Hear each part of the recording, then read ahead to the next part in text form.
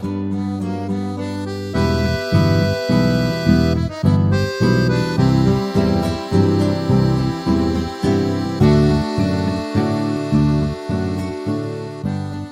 gracia de nuestro Señor Jesucristo, el amor de Dios y la comunión del Espíritu Santo sea con ustedes y permanezca con ustedes, ahora y siempre. Amén. Amados hermanos y amadas hermanas, estamos en medio de agosto, el tiempo no sabe bien si quiere ser ya verano, si es primavera, si estamos en invierno todavía. Un poquito confuso, bueno, todo este tiempo nuestro es algo confuso. Y justamente en este tiempo, y en todos los tiempos, es necesario tener un fundamento firme, es necesario tener algo que nos puede servir de orientación, que puede servir de fundamento sobre el cual podemos pisar, no solamente nosotros como seres humanos, sino también como iglesia, como cristianos. Y en este sentido me parece muy atinado, muy oportuno el texto bíblico para este domingo hoy, que es el noveno domingo después de Trinitatis, que nos invita a escuchar la vocación del profeta Jeremías y la visión, la primera visión de Jeremías sobre la cual después nos vamos a enfocar en nuestro sermón de hoy. Escuchemos entonces palabras del Señor Dios a Jeremías. Vino a mí la palabra del Señor diciendo: Antes que yo te formara en el vientre te conocí, y antes que salieras de la matriz te consagré y te di por profeta a las naciones. Y yo dije: Oh Señor Dios, he aquí no sé hablar porque soy un muchacho.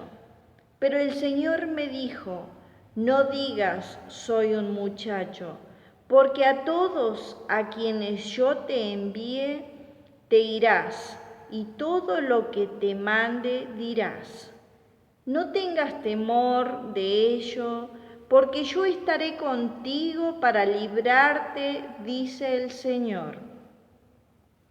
Entonces el Señor extendió su mano, tocó mi boca, y me dijo el Señor: He aquí, pongo mis palabras en tu boca. Mira, en este día te he constituido sobre naciones y sobre reinos, para arrancar y desmenuzar, para arruinar y destruir, para edificar y plantar. Entonces vino a mí la palabra del Señor diciendo: ¿Qué ves, Jeremías?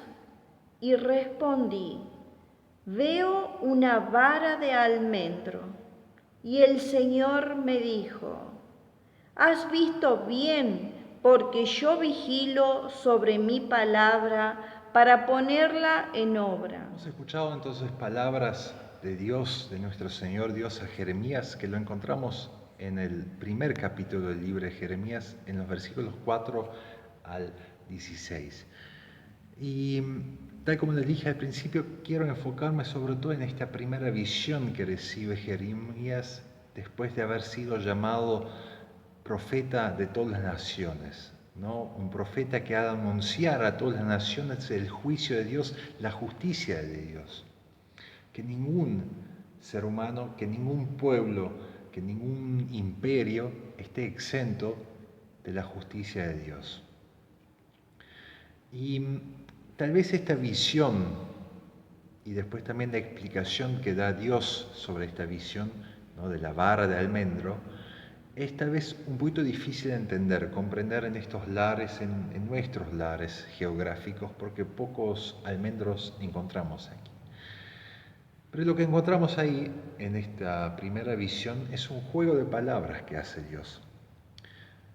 Almendro en hebreo quiere decir shaket, Y centinela, o hacer el trabajo de centinela que dice Dios, digamos, ¿no? Que Él va a ser un vigilante sobre su palabra, que su palabra sea ejecutado. Esa tarea de vigilar, esa tarea del centinela se llama en hebreo shoket. Entonces tenemos ahí un juego de palabras entre shaket, es decir, almendro, y shoket, que es el trabajo del vigilante, el trabajo de centinela, es decir, aquel que está bien en alto, ¿no? Antes en las ciudades que tenían fortificaciones, que tenían murallas y que puede ver muy lejos, es decir, siempre hasta el horizonte, para ser el primero en ver lo que se acerca. Y esa es la tarea, digamos, que Dios se atribuye a sí mismo. En la cultura mediterránea, en la cultura israelita, palestina, el almendro tiene casi el mismo significado, la misma mitología, las mismas leyendas que tiene para nosotros aquí en tierra guaraníes el tallí o el lapacho. Es en general el primer árbol que anuncia el fin del invierno, que anuncia ya de antemano la llegada de la primavera. Por eso el almendro es el primer árbol que empieza a florecer ya en el norte, digamos, el hemisferio norte. En febrero florece este árbol, ¿no? Tal como nuestro tallí, nuestro lapacho, que también florece ya en medio del invierno, en medio de la época que ha de ser frío, para anunciar de antemano ya la llegada de la primavera. Al mismo tiempo, tiene así cierta mística ese almendro, porque ha dado a lo largo de los siglos, le ha dado fuerza a las personas. Le ha sido un símbolo, digamos, de que por más que nos rodea la muerte, nos rodean las fuerzas arrolladoras que quieren terminar con la vida, que justamente no le dan la honra a Dios y que por eso tampoco no hace nada para que haya paz en esta tierra. Cuando florece el almendro, para muchas personas eso fue un signo de que las cosas, Dios no puede abandonar su obra, que Dios no puede abandonar su creación. Y así ha sido, por ejemplo, para los judíos durante el Holocausto. ¿No? Hay un teólogo judío que, estando en Israel y escuchando todo lo que estaba pasando en el Holocausto en Alemania, ve florecer el almendro y dice, el amor ha de tener la última palabra. Este pequeño signo del tiempo, de que ese primer brote del almendro ha de ser un signo de esperanza para mí. Y así fue durante muchos siglos. Y ahí lo encuentro muy parecido con el tallí, con el lapacho, ¿no? Que también son casi símbolos de una resistencia a través de los tiempos. Pensar cuántos lapachos antes habrán estado aquí poblando nuestros bosques, poblando nuestros montes, poblando estos lugares. Cuán pocos quedan hoy, pero cuán resistentes hoy. Hay un hermoso tallí, un hermoso lapacho florecido, de hecho ahora, enorme, gigante, un coloso casi de la tierra, que está aquí en Juvenal plantado en medio de una avenida, en medio de una calle. Pero es muy lindo que se haya preservado eso, porque en esa colosidad, digamos, ¿no? En esa enorme, digamos, en esa grandeza suya, efectivamente parece ser un centinela sobre la ciudad. Un centinela que ahora está florecida, que está anunciando algo a nosotros. Entonces, este lapacho, este tallí, este almendro que es para los judíos, digamos, y para los palestinos el almendro, para nosotros ha de ser el lapacho, ¿no? O que para los guaraníes llamativamente era un árbol de Dios, el árbol de Tupá, el árbol del cielo. Es decir, un árbol dado realmente de Dios. Y creo que para nosotros ha de ser más que un simple símbolo de que la primavera ya va a llegar, que esta época tan complicada, tan confusa, tan problemática, realmente donde los que han de ser fieles a nosotros, los gobernantes, están poco a poco defraudándonos más aquí en este país, siendo justamente no fiel a la tarea que les fue encomendado. Y así se genera confusión, así se genera desconfianza, así se genera un ámbito muy frío, un invierno no solamente estacional, sino un invierno emocional, un invierno humanitario, se podría decir casi, ¿no? Entonces, que el Tallí esté floreciendo tan hermosamente ahora por todos lados, por la ruta sexta, esa muralla, digamos, de Tallí, lapachos florecidos, ha de ser más que un simple símbolo de que esto en algún momento va a terminar. Dios quiere que en algún momento va a terminar. Dios quiere que en algún momento va a terminar la corrupción. Dios quiere que en algún momento va a terminar que nosotros los seres humanos pongamos por encima de Dios otras cosas, otros valores, que pongamos por encima de Dios todas aquellas cosas que no son permanentes. Porque donde se pone por encima de Dios otras cosas que no son Dios, pero que terminan siendo dioses para nosotros, sean personas o sean cosas materiales, o sean valores, o sea lo que sea, ideas, allí donde no se le da la gloria a Dios, allí no hay paz en la tierra. Allí no hay paz en la tierra. Pero para que nosotros podemos darle la gloria a Dios y que podamos ser instrumento de su paz aquí en esta tierra, realmente es necesario que entendamos y que el lapacho nos sirva para eso, que podamos ver más allá de lo que aparentemente quiere decirnos el lapacho. Que Dios está resistiendo a todo aquello que está pasando hoy. Que Dios no deja abandonado a la buena obra de sus manos. Esa es mi confesión, esa es mi convicción de fe, que Dios es un Dios que no abandona la obra de sus manos. Por eso es necesario una y otra vez clamar a Él, entregarle a Él nuestras oraciones. Si vemos la destrucción del medio ambiente, la constante destrucción del medio ambiente, que es, creo que somos la única raza que destruimos constantemente el medio ambiente del cual vivimos, en el cual vivimos. Que Dios no puede dejar desapercibido eso y que Dios no va a abandonar esta obra de sus manos, su creación, porque esa es su palabra. Cuando Dios dice a Jeremías que Él va a vigilar sobre el cumplimiento de su palabra, yo lo entiendo así, que Él no abandona la creación que fue creada por su palabra. Así nos relatan los primeros testigos de la creación, que la creación es obra de su palabra. Entonces, si Dios es vigilante, como el lapacho es vigilante sobre la ciudad de Tehuenao, como los lapachos son vigilantes sobre los bosques mutilados, así ha de ser entonces nuestra confianza en esta vigilancia, que Dios realmente no abandona la obra de sus manos.